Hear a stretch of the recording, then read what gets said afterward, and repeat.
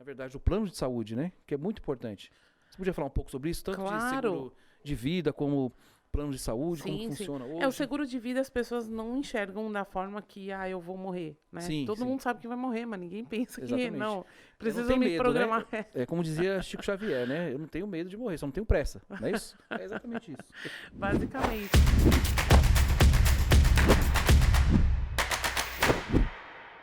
Olá, seja muito bem-vindo ao canal da M7, no podcast da M7. Para quem não me conhece, sou Cristiano de Almeida, CEO da M7 Consultoria, Treinamento e Desenvolvimento. Antes de nós começarmos, vou dar alguns recados aqui. Nós temos uma convidada muito especial, vou apresentá-la aqui, vamos bater um papo sobre a sua área de atuação. Antes disso, agradecer aí aos que se inscreveram no canal, que compartilharam o nosso último podcast com o Dr. Wellington, que também ativar o sininho de notificações, né? Isso é feito para vocês. O intuito aqui do nosso podcast é sempre trazer um profissional interessante de uma área que nós não conhecemos, né? Para que todos possam ter uma noção de como é o trabalho dos profissionais, tanto voltado à área de gestão de pessoas, treinamento e desenvolvimento, e também vocês podem utilizar aí na sua vida, né? Naturalmente, mesmo que não tenha uma profissão. Lembrando que a M7 Consultoria, nós fazemos consultorias empresariais e também mentorias pessoais, tá? Então foi muito gratificante o feedback positivo que nós recebemos, tá? Também você pode se tornar um membro aqui do nosso canal, do nosso podcast da M7 Consultoria. Bom, sem mais delongas, estou aqui agora com a nossa convidada. Ela é supervisora, já foi supervisora de vendas, é uma empreendedora também. É muito bom trazer empreendedores aqui para o nosso bate-papo. Trabalha na área de vendas, também de consórcio. Ana Paula Darim, vou pedir que ela fale um pouco aí das suas atividades. Antes disso, agradeço, né, por ter aceitado o nosso convite. Eu queria que você se apresente, né, como se eu não a conhecesse. Fique à vontade, seja bem-vinda. Olá, tudo bem? Gratidão enorme aí pelo convite. Quero agradecer bastante e me apresentar a todos vocês aí para conhecer um pouquinho. Sou Ana Paula Darim. É até legal, né, quando fala para quem não me conhece. Não, mas para quem me conhece também, é Ana Paula Darim. Continua, viu? Eu trabalho já na área de vendas desde os 11 anos de idade, no mundo corporativo há 20 anos, com consórcio desde 2016. Então, é bem bacana, assim, uma área que eu gostei bastante, a área de investimento, a área financeira, né, que é algo que eu tenho bastante interesse. Já tive equipes, hoje eu tenho a minha empresa, né, tenho algumas parcerias aí, a empresa é pequenininha, mas a gente começa sempre assim, né. Bom, eu sou mãe, né. Sim, também.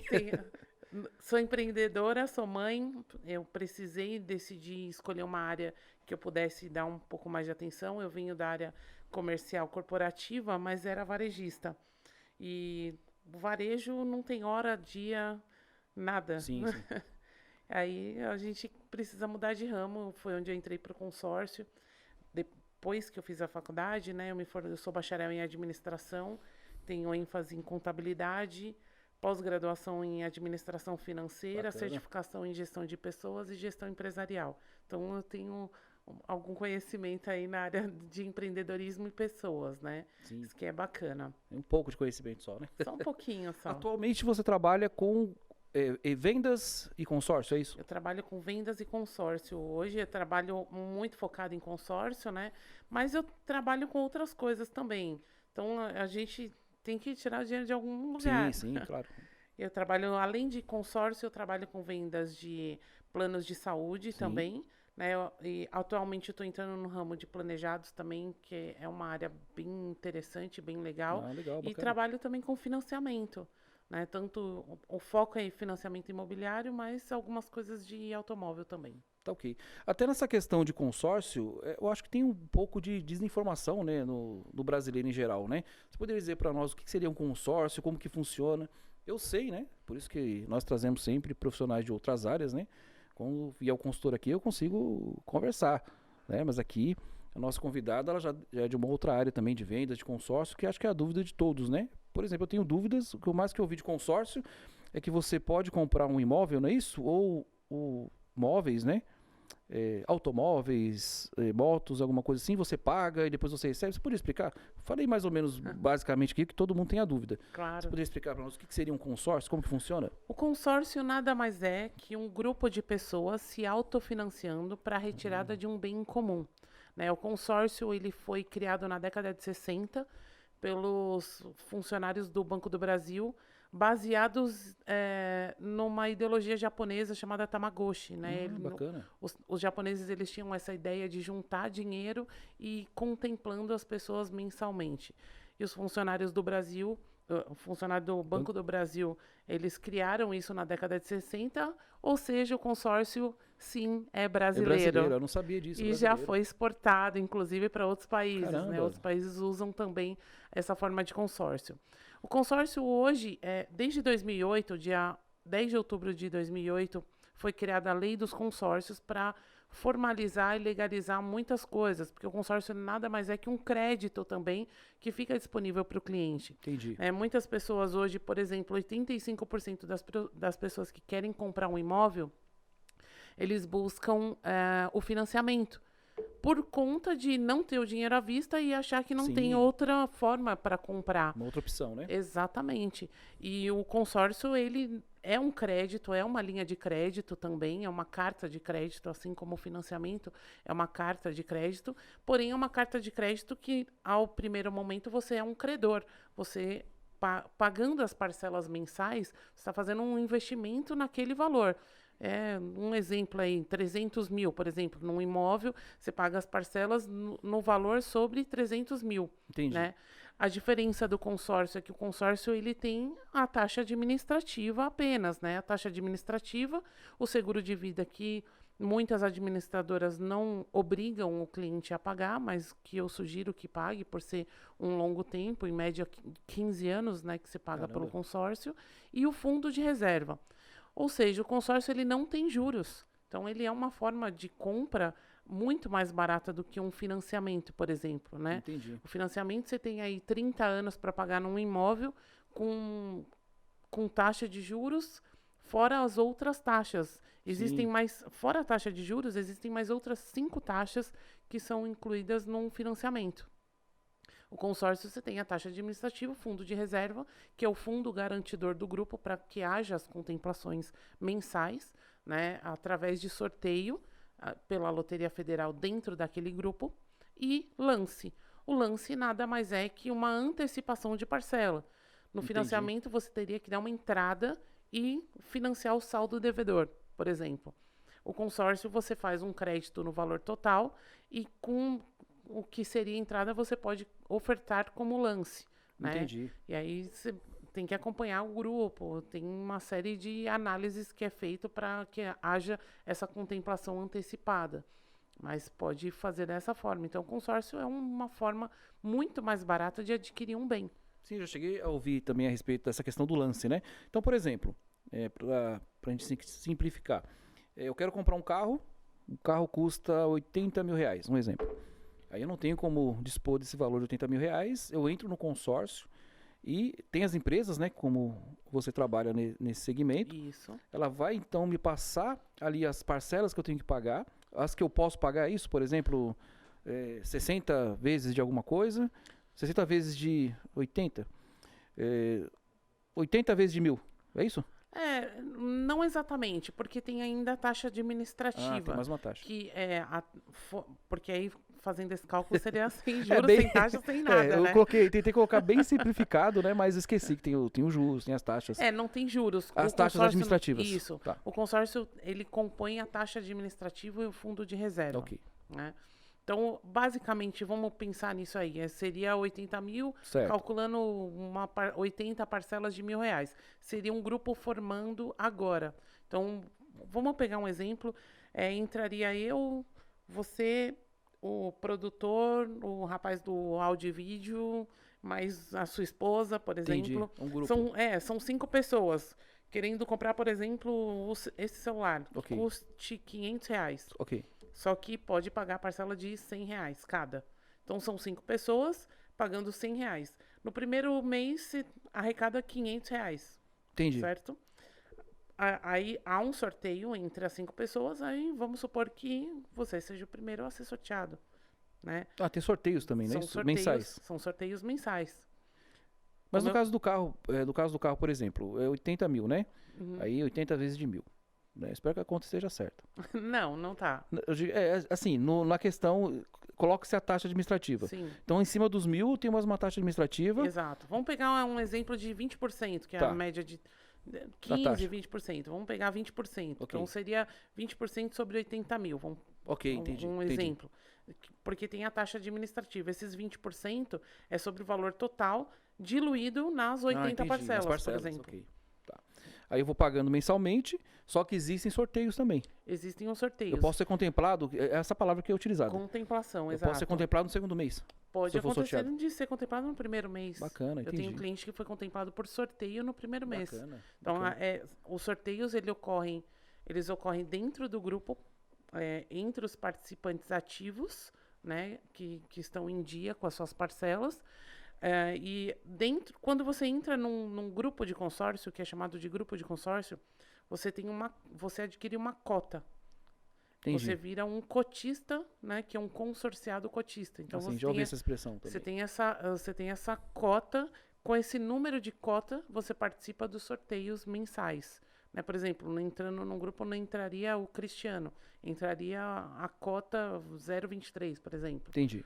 Aí, dentro desse grupo, você participa mensalmente do sorteio, e o sorteio é extraído dos números da Loteria Federal. Loteria Federal, né? Exato. Tá, mas o fato de eu ser contemplado, eu consigo o carro, no caso, mas eu continuo pagando as parcelas. Exato. Tá. Eu tô fazendo essa pergunta porque nós já tivemos aqui não só aqui no canal do YouTube, mas também nas nossas redes sociais da M7, falou-se muito desse consórcio, perguntou muito, né? Até bom que calhou de nós podemos marcar hoje para você poder vir, aceitar o nosso convite. E quem quiser tirar mais dúvidas também. E surgiu essa pergunta de falar, mas se eu for contemplado então eu fico zerado, eu pego o carro. Tem muita gente que, por incrível que pareça, tem muita gente que pensa isso. Mas está errado, né? Por isso que o objetivo do podcast é justamente trazer para diversas áreas e elucidar. Então, por exemplo, eu fui lá, tem os 80 vezes mais os 20% lá da taxa, né? Que vai ser tirado do valor total. Só que se eu for contemplado no primeiro mês, no segundo mês, eu já fico com o carro, já posso utilizar o carro. Exato. Só que continuo pagando as parcelas. Você fica com o crédito liberado. Você tem o crédito liberado, esse crédito que fica liberado na contemplação, não que você vá pegar o carro. Entendi. Esse crédito ele fica liberado. Você pode comprar o carro, como você pode deixar esse crédito contemplado lá, ele vira um crédito de investimento. Entendi. Porque quando você não retira esse crédito, não utiliza para comprar o carro, por exemplo, esse crédito vai ficar lá num banco, né, num fundo de investimento da administradora de consórcio, porque você não retirou. É como se você tivesse pego um empréstimo e não tivesse retirado, e jogado para um banco, um fundo de investimento. Então, o crédito, pegando o exemplo dos 80 mil, pegou 80 mil, contemplou, legal, mas eu não quero pegar o carro agora. Entendi. Isso que Aí você pode deixar o crédito lá no fundo de investimento. Inclusive, esse crédito, ele vai te retornando um juro mensal. Então é uma forma de investimento. É uma forma de investimento. Entendi. E muita gente utiliza também, que também é uma outra forma de investimento, vender essa carta de crédito contemplada. Sim, já ouvi falar disso também. O que acontece bastante. E aí você tem um retorno maior, porque a carta já está contemplada. Então, tira-se em média aí de 20% a 40% de lucro sobre o valor dessa carta contemplada. Então, é interessante. Então, o que geralmente acontece, no caso, o que acontece? A pessoa pegar lá o bem, ou ela faz desse sentido, como você fala, de investir, de deixar correndo juros? O que acontece mais? A maioria pega para retirar um bem, né? Entendi.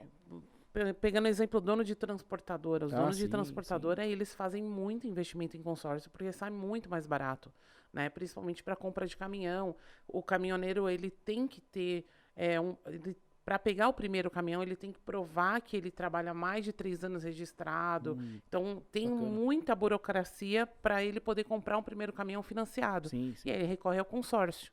Né? E o consórcio realmente uma forma, fica muito mais barato, tanto para um dono de transportadora, quanto para um motorista que quer comprar o caminhão próprio. Sim, claro. Então, aí acaba retirando, mas nessa questão. Negocia-se à vista. porque você tem a carta contemplada, aí a negociação sai como se fosse à vista, porque você já tem a carta de crédito. E aí o pessoal, principalmente quem é mais, né, mais antigo na área aí, começa a negociar bastante os caminhões e tal, Imagino, e até imóvel, né? E no caso, para você ter, são escritórios de consórcio, aí tem as empresas mais antigas, como que funciona, se você puder falar, como que funciona essa questão de montar um escritório de consórcio, existe uma regulamentação para isso, tem que ser um profissional formado, você poderia explicar um pouco para nós? Uma excelente pergunta, muito boa. O consórcio, as administradoras, hoje não se pode mais criar uma administradora após a lei dos consórcios, desde 2008. Não é que não pode, não é fácil. Para você criar uma administradora, porque antigamente houve-se muito golpe. Né? Na década de 90, 80, 90, o pessoal pegava você, vamos abrir uma administradora de consórcio, arrecadava um valor de parcela e abria falência. Imagino. E aí ninguém era contemplado, o consorciado era prejudicado. Então a lei dos consórcios mudou muito. Inclusive, antigamente era a Receita Federal que fiscalizava. Sim. A Receita Federal. Sim. E hoje é o Banco do Brasil, que é um órgão regulamentado para fiscalizar financeiras. Hoje né? é o Banco do Brasil que faz essa... Desculpa, o Banco Central, o Bacen. O Bacen. É o Bacen. O Bacen que faz a fiscalização toda de qualquer órgão, de qualquer empresa na área financeira. E é bacana isso daí, porque para eu montar uma administradora de consórcio, eu tenho que colocar 5 vezes um bem alienado a um grupo, 5 vezes o valor do que é o grupo. Então, se, por exemplo, pegar um grupo de imóvel, eu vou fazer conta assim, redonda. Um grupo de imóvel que tenha 100 pessoas no valor de 100 mil cada, né? Seria 10 milhões de reais, fazendo essa conta. Sim. Básico, eu teria que alienar um bem para esse grupo de, no mínimo, 50 milhões de reais. Entendi. Porque se por acaso abrir falência, outra administradora de consórcio assume e continua com o bem alienado. Então, os consorciados não são prejudicados. Entendi. Porém, para ter uma representação de consórcio, aí sim, não precisa ter nenhuma certificação, né? Hoje tem uma certificação pela ABAC para ser um vendedor de consórcio e tudo mais, mas não é algo que seja obrigatório. Né, igual, vamos comparar o Cresce ou o SUSEP para corretor de imóveis ou seguros. Né? Não é nada que seja obrigatório. Então, qualquer pessoa pode ir lá e, se quiser ser um representante de consórcio, pode ser. Dá para abrir uma representação. Aí ele tem que se regulamentar com as administradoras. No caso, Embracon, Itaú, Unifisa. Aí ele vai lá e se cadastra como representante daquela empresa. Porém, as empresas, elas têm as suas regras, né? Contudo, você não pode fazer qualquer coisa. Eu vou vender consórcio de qualquer jeito, prometer, não cumprir, pode. Né? Não pode, porque a empresa corta e ela acaba passando até para outras administradoras. Você perde a credibilidade no mercado. E sempre tem essa regulamentação, esse acompanhamento do Bacen. Sempre tem. O Bacen, ele acompanha as administradoras, né, de consórcio. Então, tudo o que a administradora faz, o Bacen acompanha. Os representantes é por conta da administradora, não do Bacen. Entendi. Tá. E hoje tem muita procura ainda por consórcio. As pessoas vão, com certeza, com muitas dúvidas a respeito de como funciona. O mercado está aquecido para isso, da questão de consórcio? Já esteve mais? Como que está hoje em dia? Nossa, muito bacana. 2020 foi o ano que mais vendeu consórcio desde o início, desde a criação do consórcio. Caramba. Inclusive, foi na contramão da pandemia, né? Vamos dizer, pela economia do Brasil, foi na contramão. Porque o consórcio ele cresceu 10% no ano de 2020. Então, teve uma procura muito maior. Nossa. As pessoas elas começaram a se conscientizar, principalmente na educação financeira. Se fala muito de educação financeira e ficou muito mais forte se falar de educação financeira desde 2015. Né? A década de 2010 a 2020 se falou muito em educação financeira. E de 2015 para cá ficou muito mais forte. Sim. Tanto que nós vemos educadores financeiros, inclusive no YouTube, é muito mais fácil de achar, né? Muita gente entrando na questão da educação financeira. A gente tem aí grandes educadores financeiros que ajudam bastante. Tem uma tech chamada Natália Cury, que ela fala muito sobre educação financeira, né? Ela tem até vários canais, assim, ela é super famosa. E é legal. Até bacana falar isso, porque tem um ex-Big Brother agora que saiu do BBB 21, o Gil, se eu não me engano é o nome dele, ele foi convidado para o programa da Ana Maria para falar sobre educação financeira, porque ele é economista. Então, as pessoas estão muito preocupadas em relação à educação financeira. Isso que é legal. E o consórcio, as pessoas se identificaram bastante, porque é um valor de parcela barato, é um custo muito baixo, é um valor, é um dinheiro muito barato. Né? As pessoas até acham que só rico que compra, e na verdade não. Só pobre que compra, e na verdade não. Tem para todas as classes sociais. Porque a pessoa que quer comprar o carro, eu ganho R$1.200 por mês. Dá para fazer uma parcelinha de R$200, R$300. Ajuda bastante, né? Ajuda muito. A pessoa que quer sair do aluguel. Eu quero comprar, mas eu pago aluguel. Não tem problema, dá para fazer. Se encaixa no orçamento, no caso. Exatamente. Eu peguei uma cliente com 20 anos pagando aluguel. 20 anos. Nossa, muito tempo. Muito tempo. Aí eu fiz o consórcio para ela num valor barato também, que dava para ela conciliar com o valor do aluguel. E hoje está aí feliz com a sua casinha própria. Ela comprou um apartamento de uma construtora mais popular, né? Mas ela tá super feliz porque é dela. Agora ela paga um valor de parcela que é dela. Bacana, muito bacana. Isso é muito gratificante, né? Bastante. Nessas questões das nossas áreas, assim, que ajuda as pessoas. Não é só questão financeira, mas é questão de você ser útil, né? De você ser produtivo. É muito bacana. E ajudar as pessoas, né? Sim. O legal é realmente que as pessoas, elas identificaram que o consórcio, ele ajuda bastante, né? Em relação à capacidade financeira, e é um dinheiro muito barato. Então, tem uma procura muito grande. Hoje se fala em consórcio, as pessoas entendem que é um dinheiro barato. Muita gente pensa, só vou retirar daqui 20 anos, 15 anos, 10 anos, e na verdade não. As pessoas têm essa consciência de que é um dinheiro mais barato, mas que dá para ter essa retirada antecipada. Até aquilo que você falou também, a educação financeira, né? Que realmente está mais arraigada hoje, né? Está mais presente. Apesar de ter muitos que ainda não fazem, né? Muitos ainda não fazem. Só que aquilo, tem os investimentos a curto prazo e a longo prazo. O consórcio, ele atende a curto, médio e longo prazo. Vai depender do que você quer investir. Sim, sim. De como você quer fazer essa retirada. Porque é igual pegar um exemplo aí do financiamento imobiliário. A pessoa, ela fala, estou comprando a minha casa. Mas a sua casa por 35 anos é do banco. Exatamente. E você acha que é uma promoção, mas não é, porque você vai pagar 2 casas. Exatamente. Esse é um grande problema. E as pessoas começaram a identificar, tanto que tem muita gente que me procura para quitar financiamento através do consórcio, que a gente tem essa possibilidade também, transferir a alienação do banco para a administradora de consórcio. Entendi. Realmente, eu tinha até esquecido dessa particularidade, né? As pessoas às vezes não sabem a fundo o que estão pagando, às vezes estão pagando, como você diz, 2 casas, às vezes pagam 2 carros, até a questão do empréstimo mesmo, né? Pega um valor, paga dobrado o valor, né? E é tudo lícito, né? É tudo lícito. Regulamentado, né? E as pessoas ficam felizes em pagar um financiamento, por exemplo, por 30, 35 anos. Estou pagando a minha casa. Não tá. Sim, isso é verdade. Está pagando 2 casas e meia, às vezes, no valor e não é seu. Só vai ser seu quando você quitar a última parcela. Exatamente. Por isso que cabe aí também essa questão da educação financeira, né? Procurar bons profissionais, como você citou também. Exato. E ter essa noção, né? Nós estamos falando aqui no nosso último podcast com o Dr. Wellington, vem das crenças limitantes, né? Da infância, vem da questão de... Na verdade, nós saímos da escola sem noção nenhuma.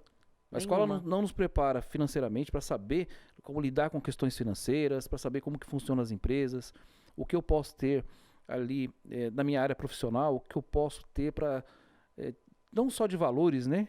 Situações ou questões que eu possa me posicionar para ter uma qualidade de vida melhor ou conquistar aquilo que eu quero, né? Então é só o básico da escola e você sai e aprende isso, infelizmente, na prática, na pele. Né? E nós temos um grande problema, né? Porque nós viemos de gerações que não tem a educação financeira. Perfeito. Né? Isso é um grande problema. Eu sou muito a favor de ter, principalmente, educação financeira e educação política na escola. Sou muito a favor disso. Já conversei, inclusive, com vereadores da minha cidade para poder implantar isso. Concordo. É algo muito básico, né? E a gente entra num mundo, por ser uma geração, nós estamos na era da informação, Sim. acaba se tornando uma era muito consumista. Sim. E aí o problema Exatamente. muito maior de gastos maiores, né? A gente vem de uma... Eu tenho 40 anos e eu venho de uma geração que os meus avós tinham que comprar à vista. Porque no período deles, que foi o período da ditadura, Sim. esse período tinha uma inflação absurda, que o pão de manhã era um valor e à tarde era outro. Isso mudava constantemente. Né? Era muito instável. Então, os meus avós, eles falavam, guarda dinheiro para comprar à vista. Né? Eles tinham muito isso. Exatamente, isso mesmo. E o meu pai, ele tinha muito esse problema de, nossa, se não dá para comprar à vista, vai ter que fazer financiado. Tanto que meu pai financiou o caminhão dele em 8 anos, se eu não me engano. Pagou quase 3 vezes o valor do caminhão. Sim, exatamente. Naquela época. E hoje a gente tem muitas possibilidades, né? Exatamente em relação à educação financeira. Porque hoje a gente tem uma moeda estável, né? Desde 94 que a gente tem uma moeda bem estável. A inflação aí está também estável se comparando. Claro que tem a valorização do dinheiro, que isso tem que ter. Mas a gente consegue fazer outras coisas que não precisa ser, por exemplo, à vista ou financiar para pagar em muitos anos ou com um custo muito alto. Então, a gente tem essas possibilidades.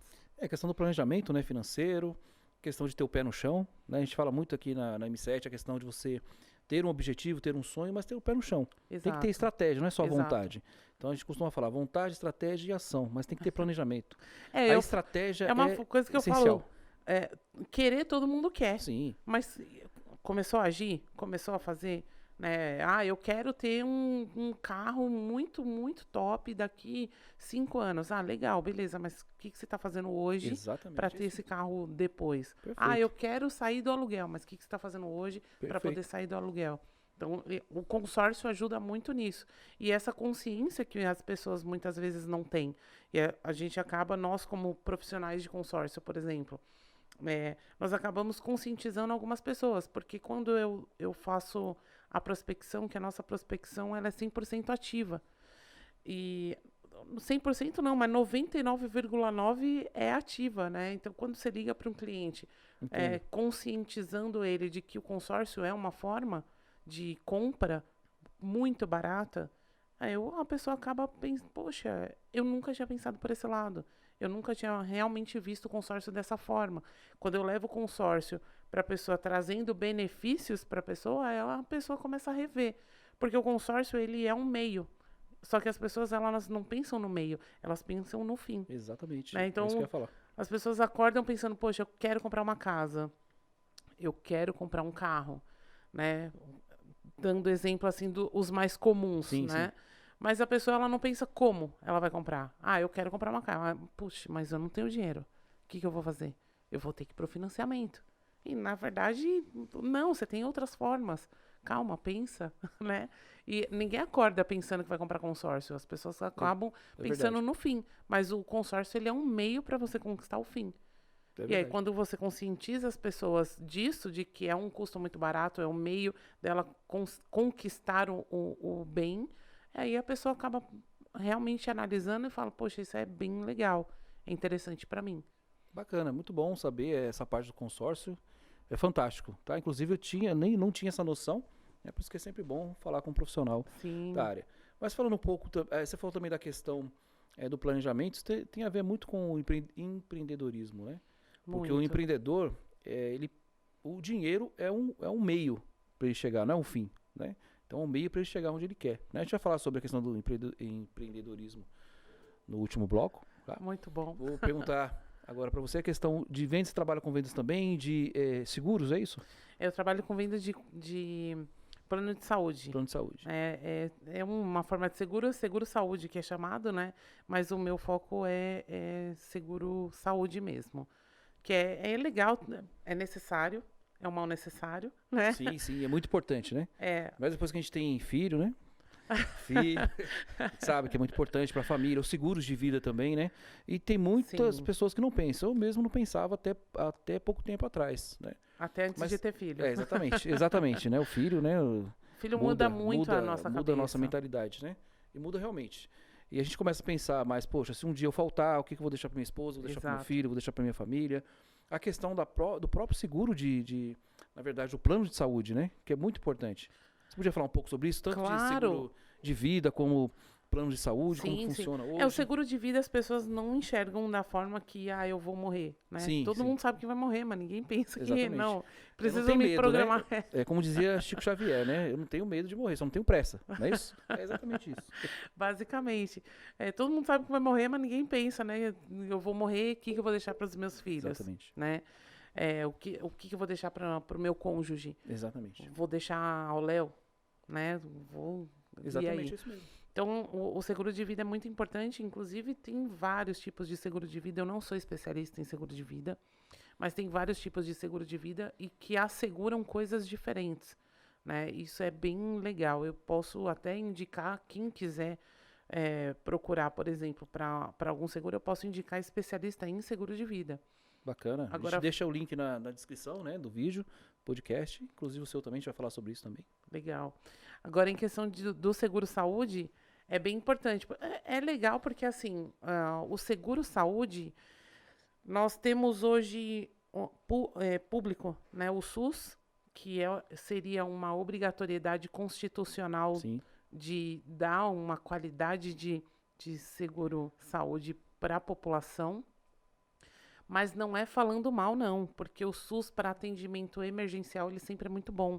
Tanto que eu sempre indico uma pessoa que fecha um plano de saúde comigo, se tem emergência, como um infarto, por exemplo, um AVC, ou sofreu um acidente de moto ou de trânsito, algo assim que tem fratura exposta, vai para a emergência do SUS, porque o SUS tem um atendimento incrível e ele está preparado para isso, porque ele recebe isso o tempo todo. E eles dão muita prioridade.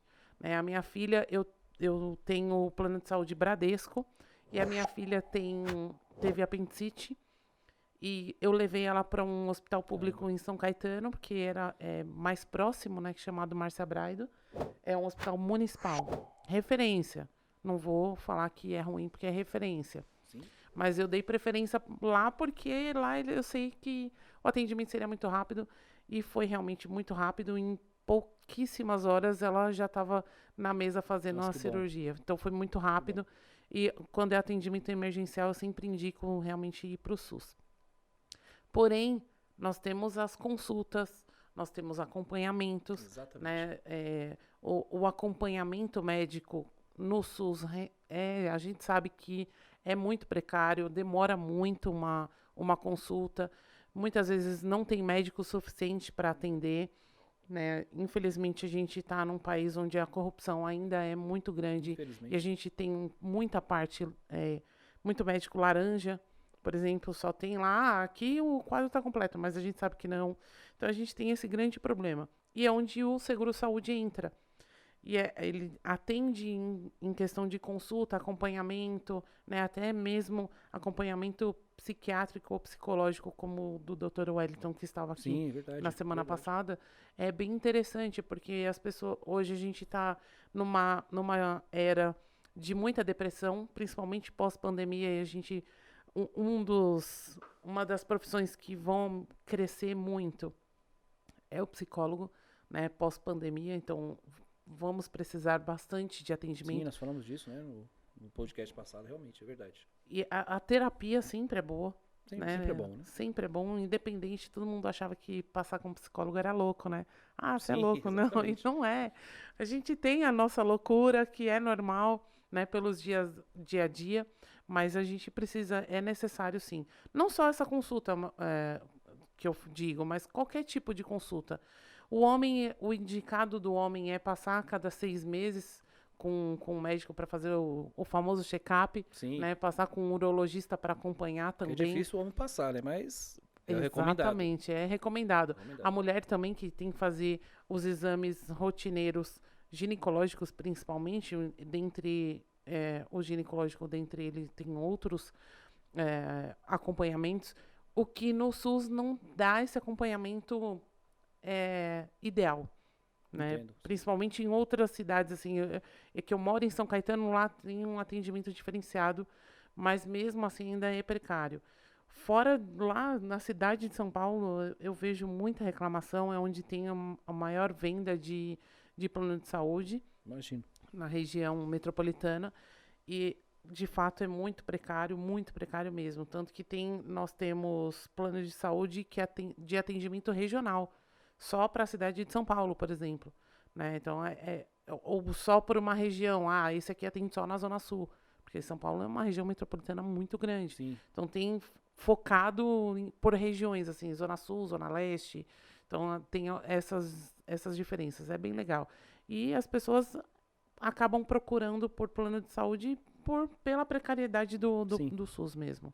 Pela falha, digamos assim, né? No sistema que deveria ser bem acompanhado, teria que ter uma gestão melhor, mas isso é uma questão política, né? Que a gente for entrar aqui, como eu costumo dizer, vai dar 3, 4 podcasts para discutir isso, né? Vai mesmo. Até falando um pouco... E constitucional, hein? Exatamente. É constitucional. Exatamente. Mas a gente sempre fica na esperança, né? Entra geração, como você disse, sai geração. Também sou da sua geração, né? Sim. Sei como os antigos pensavam, né? Mas sempre teve isso. Desde que eu me conheço por gente, sempre teve essa precariedade no sistema de saúde estadual, federal, enfim. Mas melhorou muito de alguns época... anos para cá por cobranças, né? Acho que as pessoas hoje elas estão mais inteiradas em política e acabam cobrando um pouco mais. Sim, tem que cobrar. Que é constitucional, né? Os nossos impostos, né? Tem várias... A gente poderia falar... Mas, enfim, ainda é muito precário. Falta muito ainda. Sim. Vamos manter a esperança, né? Sim. Falando um pouco, então, da sua área de empreendedora. Como que você começou? Como você surgiu? Com certeza, como todos os empreendedores, teve lá o preconceito, a loucura, né? Comentamos aqui também com o Dr. Wellington, né? Que até então você é louco, né? Vou fazer isso, eu vou largar talvez meu emprego, né? Eu tenho um emprego estável, poxa, mas eu quero trabalhar para mim, eu tenho um outro sonho, outro objetivo. Aí você é louco até ali. Aí quando dá certo, você é um gênio, né? Isso foi para você. Acho que para todo empreendedor é assim. Mas para você, foi dessa forma? Você podia contar um pouco para nós? Foi. Eu trabalhei no Carrefour 10 anos. Caramba. E era uma empresa varejista onde eu entrei muito nova, né? E foi lá que eu tive minhas filhas, continuei trabalhando, decidi continuar trabalhando, porque muita mulher ela sai do emprego para cuidar dos filhos, né? E a decisão minha, porque eu tinha um salário interessante que dava para manter a família, inclusive o meu marido. Então, eu podia trabalhar e ele ficar em casa. A gente tinha meio que esse acordo, né? Entendi. Até falavam muito... A nossa sociedade é bastante preconceituosa, principalmente em relação a isso, porque ele ficava em casa cuidando das crianças e eu trabalhando, né? Os papéis invertidos, como chamam. Mas eu tinha um salário legal, um convênio médico bacana, principalmente para as crianças, né? Porém, era uma empresa varejista, né? Fiquei 10 anos no Carrefour, gente, é muito tempo. E aí, um dia, eu não conseguia nem fazer faculdade, um dia eu falei, não, eu preciso mudar a minha vida. Minhas filhas estão crescendo, e é esses insights que a gente tem, né? Sim. Quando a gente vê a necessidade. O empreendedor, ele não nasce empreendedor. Exatamente. E o empreendedor, ele não nasce pensando, nossa, vou ser empreendedor. Um dia eu vou formar uma empresa, vou correr atrás. Não, são... As situações, digamos assim. Além das situações, são as necessidades, né? Que é o mais importante, são as mais importantes. E a gente vem de uma geração também, que é a geração Baby Boomer, né? Que são os nossos pais. Exato. Eles falam muito de ter um emprego com salário fixo. Né? Aquela estabilidade. Você precisa ser estável, né? Exatamente, é isso mesmo. E trabalhar para grandes empresas, né? Eu moro em São Caetano, então sempre se falou de trabalhar para a GM, porque lá tem a GM, então fala, nossa, manda seu currículo para a GM, porque você vai estar bem de vida. Sim, exatamente. Salários, benefícios. Exato. Né? Então tem aquela coisa, aquela limitação, né? E por a gente vir dessa geração, tanto que eu trabalho na área comercial, sempre trabalhei com vendas comissionada. Minha mãe sempre achou um absurdo eu trabalhar comissionada. Ah, porque você precisa arrumar um emprego de verdade. Eu já ouvi isso também, realmente, já ouvi isso também. Você precisa arrumar um emprego de verdade. Mas, mãe, olha meu salário.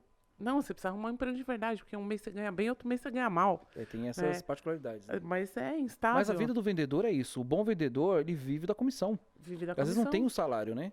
Só que por isso que é difícil você trabalhar com vendas. Não é para todos, né? Não é para Mas todos. quem realmente é um profissional de vendas, é aquilo. Ele pode ganhar um mês pouco, outro mês mais, mas se ele tiver um controle, e voltamos para educação financeira, Sim. ele consegue se manter. E tem um grande problema, que o vendedor tem muito preconceito contra o vendedor, né? Dá até um exemplo disso aí, quando uma pessoa... Já chegaram até pedir para ver, você pode arrumar um emprego para o meu filho? Pode até ser de vendedor. Tá, sim, eu já ouvi isso também. Né? Pode ser qualquer coisa. O vendedor, na verdade, o vendedor, quando é vendedor, ele é um profissional que estuda muito. Sim. E eu falo que eu estudo tanto quanto um médico. O médico não para de estudar, o vendedor também não. Exatamente. Porque o vendedor, ele tem que estudar várias análises. Eu estudei até em questão da mente, né?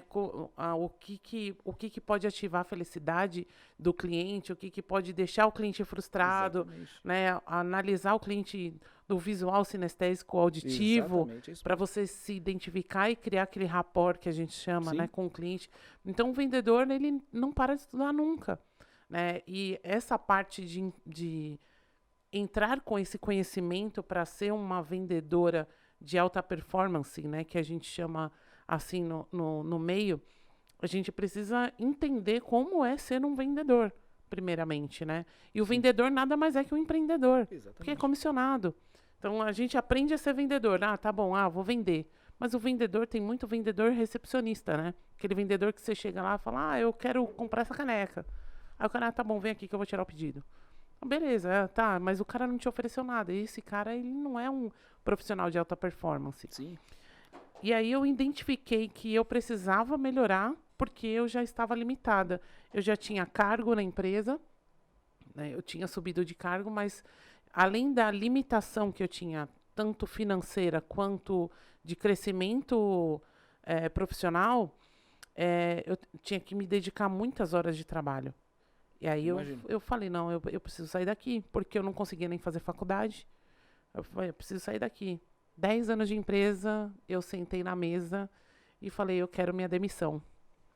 E aí, poxa, como assim, demissão? Você tem 10 anos de empresa. Não, você não pode sair, você é gerente daqui, não.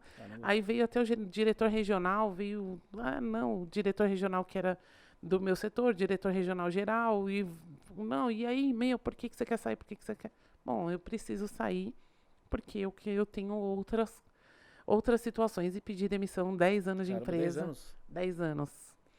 E fui fazer, a primeira coisa era fazer a faculdade, que eu queria muito.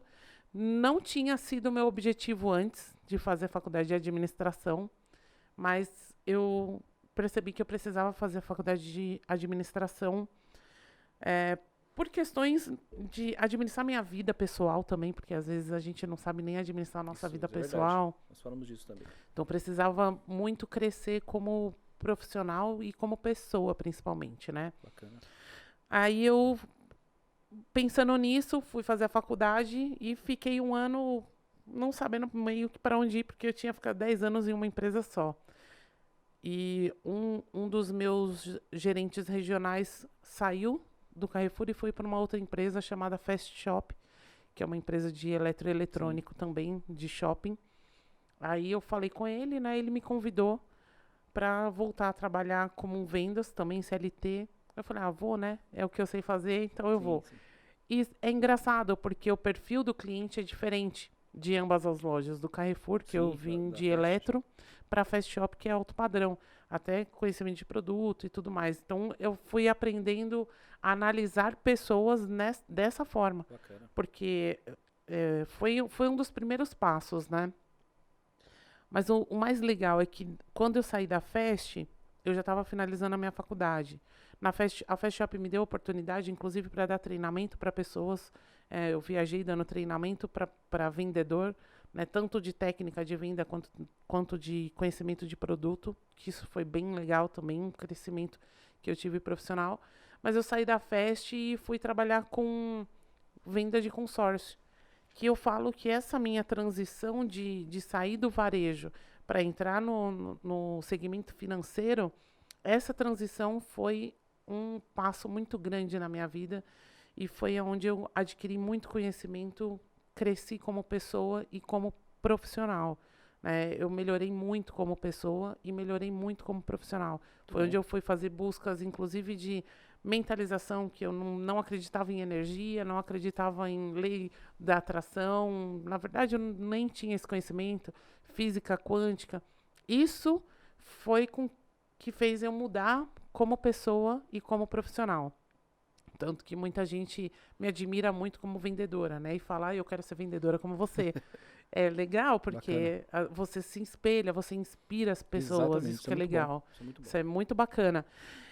E foi onde eu comecei a perceber que eu poderia ser uma empreendedora nesse segmento, né? Então, eu comecei a ser empreendedora no segmento de consórcio, abri uma empresa de consórcio, né? E tudo mais, mas eu, analisando dessa forma, eu acho que eu sempre fui empreendedora. Bacana. Porque as vendas, elas são comissionadas, mas ela não deixa, o vendedor não deixa de ser um empreendedor. Sim, com certeza.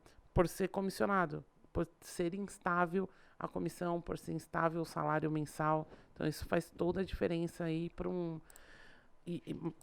mas eu indico. Eu recomendo para todo mundo, porque você não está na sua zona de conforto. Exatamente, isso que eu ia Você falar. sempre buscar uma coisa diferente. Exatamente. O empreendedor, como você na M7, todo mês você tem que buscar uma carteira de cliente. Exatamente. Porque se você não tiver, no mês seguinte você não se vai renovar, ter se reciclar realmente. E Entender sempre, o cliente. Exato. Fazer análise de cliente sempre. Cada cliente ele tem um perfil. E aí você tem que se enquadrar, ver se a empresa enquadra primeiro, né? Sim. No perfil do cliente. E se você pode se adequar a esse cliente. Exatamente. Porque você quer abranger os seus clientes. Mas também você tem que fazer essa análise de perfil. Sim, é bem investidores, legal. né? O mundo parece fácil, né? Mas não é. Até a questão que você falou é muito bom, muito legal o seu relato, né? Todo empreendedor se vê um pouco quando ouve o relato de outro empreendedor, realmente é isso, né? A questão da zona de conforto, mas vai da questão pessoal de cada um, né? Vai da questão pessoal, vai da questão de vida, de conhecimento, de geração, né? Mas realmente o que é estranho é ouvir a pessoa reclamar. Poxa, minha vida não muda, eu estou no meu emprego há 12 anos ganhando a mesma coisa e não vai, e não sou promovido. Assim, alguns vão tentar ser empreendedores, mas não é fácil. Eu costumo sempre dizer, até o recado que eu sempre deixo aqui, não é fácil. A minha história é parecida com a sua, também trabalhava numa empresa muito boa, eu já aprendi praticamente tudo que eu sei hoje, mas eu falei, poxa, eu quero ser o meu chefe, eu quero ter a minha empresa, eu acho que eu fazendo com a minha política, com o meu jeito, eu daria certo. Sabe, e eu investi, foi difícil. E sabe uma coisa que é interessante? Você falou uma palavra bem, bem bacana, né? Eu quero ser meu próprio chefe. Muita gente confunde o empreendedorismo com não ter alguém cobrando. Isso, totalmente Só errôneo. que totalmente, porque a cobrança é muito maior. Sim. Porque você é seu próprio chefe. Sim. Você pode acordar a hora que você quiser, você pode trabalhar a hora que você quiser, E muita gente confunde isso. E eu vejo, por exemplo, dar um exemplo agora, né? Nesse período, muito motorista de aplicativo. Eu sou meu próprio chefe. Só que o motorista de aplicativo, muitas vezes, ele acorda tarde, não pega o horário de pico. Exatamente. E aí ele reclama, meu Uber não dá dinheiro. É a disciplina. Né? O próprio home office, né? O home office. Muita gente tinha preconceito com o home office. Trabalha em casa, eu nunca vi isso. Os mais antigos, certo. né? Tem que acordar 5 horas da manhã se é pra trabalhar, pô. E deu muito certo, né? Muitas empresas, inclusive, estão adquirindo esse modo... Trabalho de home office. Nos Estados Unidos já existe híbrido. há muito tempo, né? Sim. Muito tempo. Agora que no Brasil, depois da pandemia, que teve essa consciência. Pois é, precisou acontecer custos, a pandemia. Né? A questão de custos é muito, muito melhor ter o colaborador trabalhando no home office. Às vezes falam, mas a empresa, cadê os funcionários da empresa?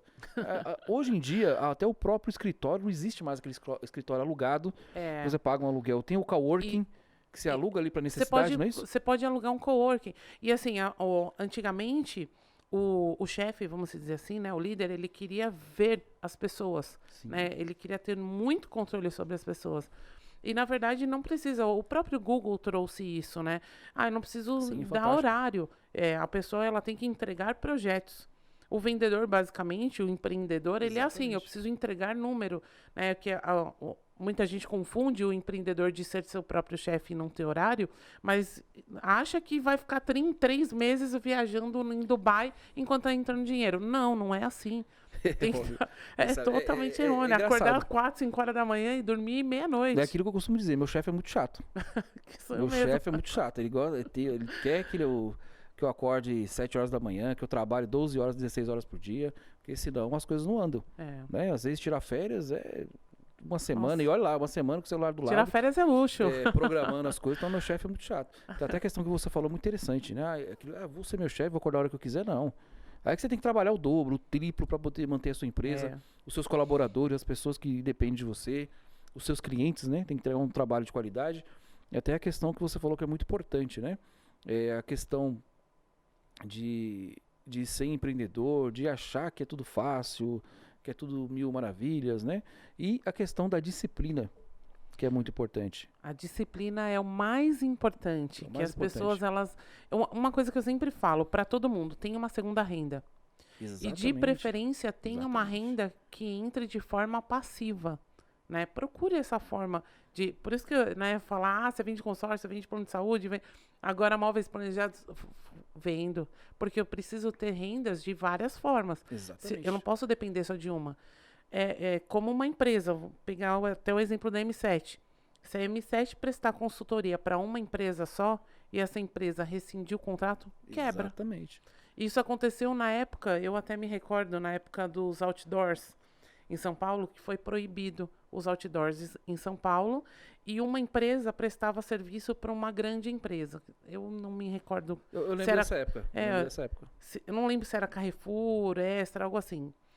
E esse cara, ele prestava serviço exclusivamente para essa empresa, né? Mas era uma empresa de departamento. Aí quebrou. O cara quebrou, ele falou, eu chorando, ele falou que como que eu vou sustentar minha família?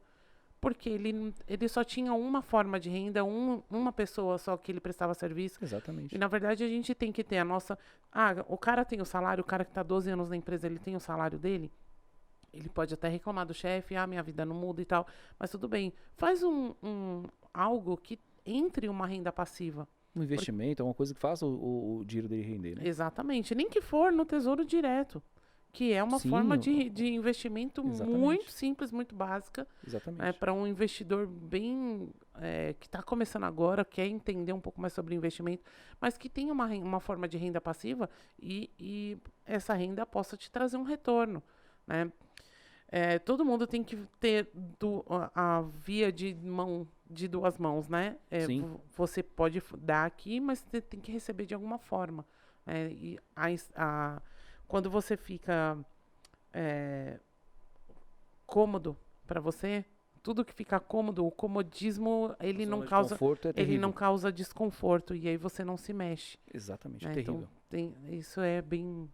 A gente precisa trabalhar muito isso. E assim, até falando dessa questão também, até os mais jovens também compram essa ideia antiga, né? Então fala, poxa, eu tenho às vezes, um jovem de 20, 22 anos, ele tem a oportunidade de crescer numa empresa, que é um trabalho do futuro, trabalhar home office ou ganhar um salário melhor, né? Mas ele não é trabalhar por conta, é a questão do freelancer também, né? Muita gente tem, que é o temporário que nós conhecemos. Mas o freelancer, ele também é uma atividade boa, que você não se prende e você consegue aprender de vários campos, né? Então, no caso, quando você trabalha de freelancer para uma empresa, ou a empresa, existe também esse preconceito. Então, eu trabalho na minha empresa, trabalho na M7, só que a M7 tem o escritório dela, né? Onde funciona lá o nosso escritório, mas eu tenho a oportunidade de trabalhar remotamente. Então, qualquer lugar que eu tiver, se eu tiver um notebook, eu consigo trabalhar. Sim. Se eu dou palestra, se eu faço treinamento para empresas, eu só vou para a empresa quando tiver alguma reunião com a diretoria, com a presidência ou com a coordenação, enfim. E para algumas pessoas isso é fantástico. Chega no ponto fantástico de não passar credibilidade. Então a pessoa, até os mais jovens, acontece isso também. Então, poxa, eu tenho 22 anos, 23 anos, eu entrei numa empresa que eu tenho essa oportunidade. Então, eu posso trabalhar em casa, home office, é claro que vai entrar disciplina, eu posso trabalhar remotamente, tenho meu salário que é um pouco acima do mercado, né? E eu tenho essa liberdade. E eu queria ter essa oportunidade com 23 anos. Não tive. Né? Eu comecei a empreender vai fazer agora 7 anos atrás. Questão da M7. Sim. Tá. Então, enfim, eu queria ter essa oportunidade. Mas aí o jovem entra, né, vários casos que acontecem, e fala, pô, mas espera aí, os meus amigos trabalham lá com a carteira assinada. Né? Não que a M7 não tenha carteira assinada, mas trabalha ali num horário fechado, né, batendo ponto. No horário que ele tem que sair, que ele tem que fazer hora extra. Tem hora para entrar, hora para sair. Hora para entrar, hora para sair. Tem um galpão, tem um setor. Então, ele fala, não, mas isso não existe. Mas aí ele perde uma oportunidade ótima de ter um salário bom, de ter... E de crescer também, de crescer, né? Exatamente o que você fala. De crescer, de ter uma função, de se destacar da média. O que ele faz? Não, isso para mim não existe. Fala para mim que não existe, eu vou voltar ali a ter... não que aqueles que nos assistem, não que isso seja errado, tá? A gente não está condenando a CLT, não está condenando aqueles que trabalham, né? Na forma usual, digamos assim, né? O CLT, ele dá muita oportunidade, porque as grandes empresas, principalmente as grandes empresas, elas investem muito no funcionário. Sim. Porque elas querem dar a oportunidade do funcionário crescer dentro da própria empresa. Exatamente. Né? Porém, tem as limitações. Exato, é isso que eu ia falar. Agora, quando você é um empreendedor solo, vamos dizer assim... Como eu fui. Exatamente, solo. Você sai da zona de conforto, porque você trabalhar para uma empresa, você prestar serviço para uma empresa CLT, uma grande empresa, você pode crescer. Sim, e tem oportunidades. Boa, sim. Mas você está ali na sua zona de conforto. Exatamente. Agora, quando você está na sua própria empresa, você precisa se mexer. Exato. Eu vou até dar um exemplo aqui de um cara chamado Flávio Augusto. Esse cara, ele abriu a primeira escola dele, que é uma escola de inglês, chamada WhatsApp. Ele abriu com 19 anos. Sim. E ele se viu como empreendedor ali. É muito legal a história desse cara, porque hoje ele é dono, inclusive, de um time de futebol americano, né, que é o Orlando Futebol Clube lá. Enfim. Ele abriu a primeira loja e quando ele foi abrir a segunda loja, ele fez um empréstimo, né, para poder abrir uma segunda loja. Mas o intuito dele era ser empreendedor, porque ele saiu da zona de conforto, ele viu que aquilo dava para ganhar dinheiro, né? Mesmo com 19 anos, tão jovem, ele ainda pensou, falou, não, pera, isso aqui que eu quero. Uma coisa que você até falou sobre os jovens de hoje, né? Eu estou dando um exemplo de um cara que ele é basicamente da nossa geração, mas eu fiz um estudo sobre gerações. Né, nós temos as gerações aí, a geração Baby Boomer, né, que são os nossos avós e pais. E por que chama Baby Boomer? Né? Porque são filhos pós-guerra. Isso, exatamente. Né, que é não faça amor, não faça guerra, faça amor. Né? Por isso que vem de muitos filhos. Né? Nossos avós que têm muitos filhos, tiveram muitos filhos, ou muitos irmãos. Os que morreram na guerra, né, para poder... repovoar, digamos assim. Né? A ideia foi essa. A ideia foi essa. E aí veio a geração X, a geração Y, e nós estamos na geração Z, e o seu filho, por exemplo, já é a geração alfa, né, que é chamado de geração alfa. E há uma grande preocupação nas gerações, porque a nossa geração X, né, é uma geração... a geração Baby Boomer é a geração do faça amor, não faça guerra. A geração X já é aquela geração que veio da estabilidade, né? Preciso ter um emprego estável, tanto que é muito difícil as pessoas da nossa geração, nessa média, entre 40 e 50 anos aí, é muito difícil mudar de lugar. Né? Geralmente fica naquela região, porque os nossos pais eram assim, vamos morar aqui, a gente vai fazer nossa vida aqui, pronto. Então, a gente vem dessa geração de estabilidade. Procurar um emprego estável, morar numa casa estável. Tanto que é muito comum você ver a pessoa mora. Eu moro, até esse exemplo, eu moro desde quando eu nasci no mesmo lugar. E não tenho intenção de morar em outro lugar. Já a geração Y é aquela geração que ela já é mais... vamos dizer, solta. É uma geração que, não preciso de tanto estável. Tanto que uma pessoa da geração X, ela geralmente fica muitos anos no mesmo emprego, né? 10, 12, 15, 20 anos no mesmo emprego. O pessoal da geração Y já muda de emprego mais rápido. Sim, é verdade. Né? Eles não... eles respeitam o chefe, porque a geração X respeita muito o chefe, é muito hierarquia. A geração Y não respeita o chefe, mas eles não estão felizes ali, eles vão para outro lugar. Eu quero ganhar dinheiro, né? Eu não preciso ficar só aqui. Tanto que antigamente você analisava a carteira de trabalho, ficou 10 anos na empresa. É verdade, isso tinha muito peso, né? Tinha muito peso. Hoje não tem mais, hoje não tem esse valor, né? E a geração Z já é uma geração que eles não procuram estabilidade, eles procuram a felicidade. Exatamente. Eles querem estar felizes. Isso, é verdade. Esse é o ponto. E esse é um ponto. Então, para eles, onde eles estiverem felizes, eles estão bem. Só que tem uma grande questão dessa geração, que é a geração Z, que é preocupante, porque além deles não terem respeito nenhum por hierarquia, por idade, eles não... eu não estou feliz aqui, tá bom, para mim, vou embora, acabou, e é uma grande preocupação. E aí é onde você fala, que eles... não quero procurar um emprego... Não quero ser empreendedor, por exemplo. Isso daí vai doer. Ser empreendedor dói. Dói. Porque a gente sabe quantas horas de trabalho, quantas horas de dedicação a gente tem que fazer. Quantas horas de sono, né, foram perdidas? Que a gente abre mão. E a gente abre mão de muita coisa, né? De horas de sono, de descanso, de passeio, de fazer o lazer, que é o que a geração Z procura, a felicidade. Né? Isso é muito preocupante. Por isso que tanto que nós vemos muitas pessoas da geração Z, por exemplo, ainda morando com os pais. Tudo bem que eles ainda são jovens, mas eles não têm intuito nenhum. Geração Y ainda mora com os pais. Né? Você vê pessoas de 30 anos ainda morando com os pais. Porque o pai o pai, que é da nossa geração, gosta daquela estabilidade. Exatamente. Meu filho está aqui e vamos cuidar. E a geração Z também vem dessa geração de vou cuidar, vou ficar aqui.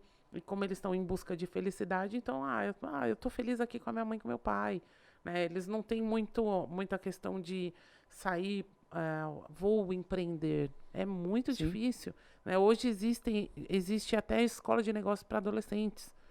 Bacana. É bem legal. Bacana, Só que quem quer estar lá? Difícil. Colocar o adolescente numa sala dessa é difícil. A geração Z é muito complicada por causa disso. Imagina a geração alfa. Tô preocupada. Eu tô preocupado também. Agora que você falou, tinha me atentado a isso. Vou pensar com mais calma. Mas a questão que eu falei, até para nós concluirmos, eu quis dizer da questão, por exemplo, do jovem que perde muita oportunidade. Tá? Infelizmente, a maturidade não vem com a idade, infelizmente. Né? Nós temos velhos que parecem jovens e às vezes nós encontramos jovens que parecem velhos, né? Isso na questão da mentalidade. Então, o que eu quero dizer assim, por exemplo, o jovem entrou. É claro que, por exemplo, a M7 é uma empresa como outra qualquer, tem CLT, tem trabalhos também freelancer, né? Sim. Mas quando você tem uma oportunidade dessa de falar, poxa, eu entrei numa empresa que eu tenho esse leque de opções, eu posso trabalhar home office, eu posso trabalhar remotamente, eu tenho a chance de crescer, tenho um salário acima da média, mas aquilo me assusta. Porque assim, o que os meus pais falam, o que a sociedade fala, não, você tem que acordar às 6 horas da manhã, entrar numa empresa, entrada e saída, ganhar sempre aquilo para você ser promovido. É uma questão, vai demorar, vai ter várias questões internas para você ser promovido, e se você for promovido, tá? Também não pode se melindrar quando você for mandado embora. Exato. Porque às vezes tem aquela questão que nós falamos abertamente disso, né? Que é a questão, a gente falou aqui também com o Dr. Huerta, a questão de vestir a camisa, isso não existe. Porque assim, ninguém motiva ninguém. Quando a gente faz palestra motivacional, os nossos palestrantes, nós não motivamos. Nós buscamos a motivação dentro da pessoa. Exato. E a motivação, ela é como um prato de comida. Ela deve ser diário. Exatamente. Você pode fazer uma palestra de motivação um dia, semana seguinte, as pessoas já estão desmotivadas de novo. Exatamente, é rápido. É muito rápido. E se a pessoa não se alimentar daquela motivação diariamente, ela não vai continuar motivada. É isso que é legal. Porque a pessoa ela tem que entender dessa forma. E em questão das pessoas que elas estão lá, eu tenho uma oportunidade de crescer e de tal. É o que eu falei, principalmente a geração Z, que eu tenho 2 filhas nessa geração. Uma de 14 e uma de 16 anos. Me preocupa bastante. Porque eu vejo que elas... eu não gosto desse professor. Elas fazem parte de uma associação chamada Patrulheiros Mirins. Bacana. E os patrulheiros, eles são muito focados para o preparo do adolescente para a vida profissional. Então, até aula de administração, aula de como fazer currículo, aula de como fazer uma entrevista, eles têm. E elas não gostam. Entendi. Eu detesto essa aula, eu não gosto desse professor, essa pessoa está me cobrando demais.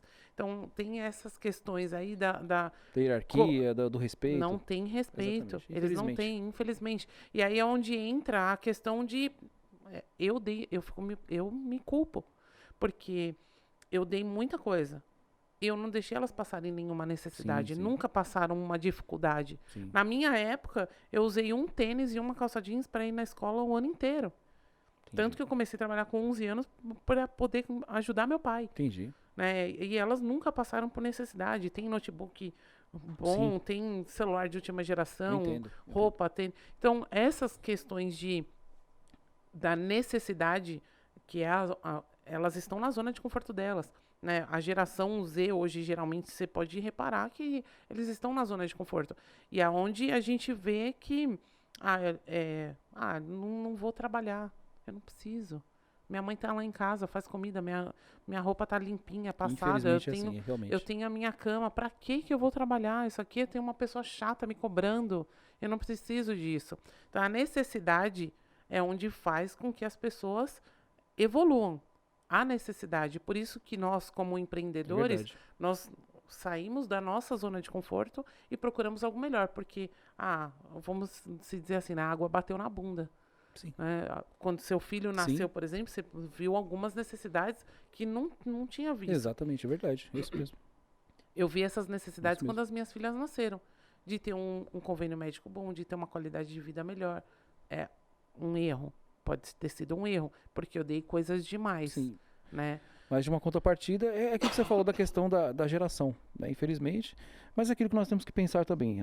Nossa parte, como pais, como educadores ou como empreendedores, é dar um bom exemplo, falar a realidade. Sim. Mas realmente cada um vai ter o seu caminho, cada um vai ter a Mas sua, a gente tem sua que forçar. verdade, né? A gente tem que forçar isso. Sim. Porque hoje eu vejo que... Eu tô levando, inclusive, minha filha para trabalhar comigo. Bacana, isso é bom. E ela tá vendo as dificuldades.